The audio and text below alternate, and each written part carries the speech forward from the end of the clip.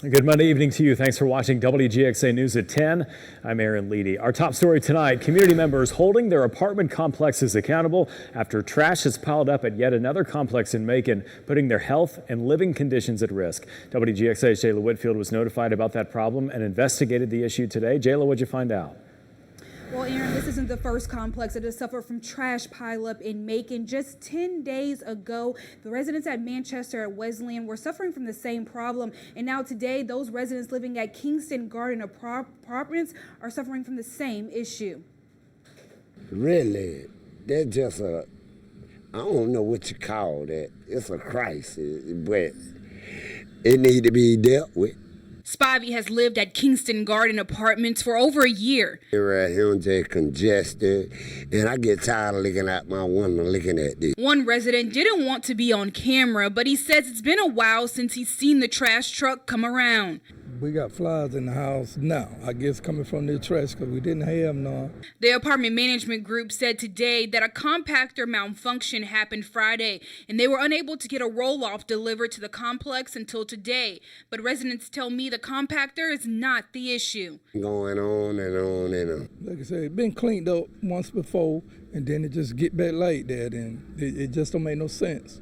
Management says they're in the process of getting the compactor repaired. But it need to be cleaned up as soon as possible. Residents worry if they must live in these conditions. I spoke with attorney Shannon Mills to find out. The residents to really look at their lease, because depending on what it states in their lease, they may have an option where they can terminate the lease early. Mills says even though you're paying for a service that's not being fulfilled, don't just leave. The minute you don't pay your rent, it can allow for your landlord to evict you for non-payment of rent, and that creates a whole nother issue. Management says they will update us as soon as the problem is resolved. Until then, this is what residents must live with.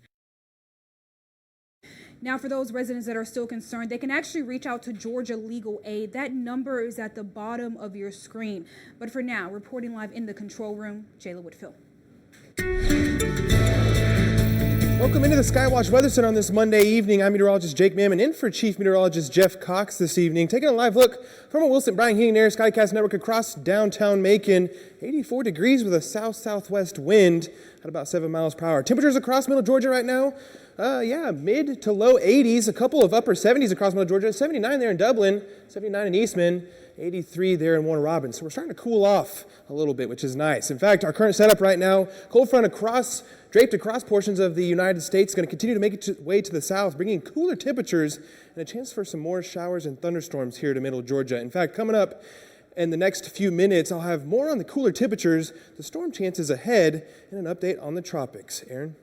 All right, Jake, we'll see you then. New tonight, the Bibb County Sheriff's Office is investigating a shooting that happened on Cynthia Weir Place in Macon. The victim was taken to Navicent Health and is listed in stable condition. No one else was injured during this incident. Anyone with information is asked to contact Macon Regional Crime Stoppers. Well, fire on Hanson Street in Macon last Thursday has been ruled arson, according to fire investigator Lieutenant Ben Gleaton. The U.S. Fire Administration says blighted houses and arson go hand in hand. Macon Judicial Circuit District Attorney David Cook says purposely starting a fire in a home is a felony. Anything from being reckless or acting out of anger in the moment and then it getting out of hand to committing murder by fire.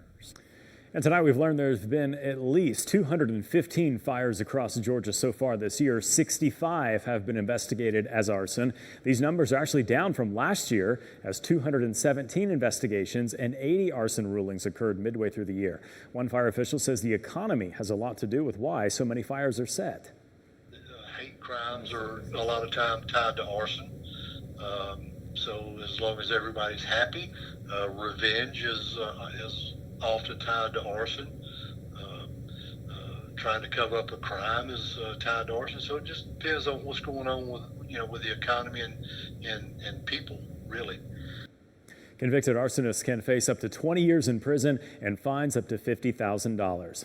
Years of history are gone after a 2-alarm fire rips through a church and 2 homes in Savannah. Last night's fire had crews working into the morning to put it out. Robert Catanese with our sister station in Savannah has the latest developments tonight.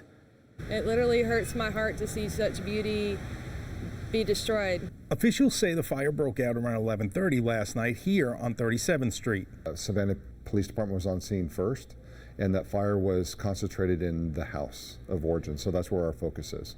The chief said they believe the fire started at this home and spread to the adjacent Metropolitan Baptist Church and another two-story home nearby. The church roof was fully involved with fire, had broken through the roof line, and part of the roof had started to cave in on itself into the building. One witness we spoke with is still in shock after what she witnessed. Sorry to know the church got burnt, but it could have been worse. Laura and Charles Waddell live right next door to where the fire happened and say they were in shock when they came outside and saw what was happening. But then the fire started blazing up, and that's when I got concerned. When I got scared, I said, I've seen it on TV, but not close to me.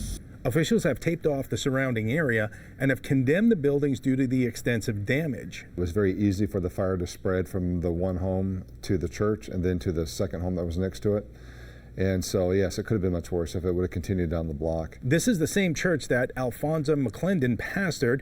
He was indicted in June on charges of aggravated child molestation, and statutory rape.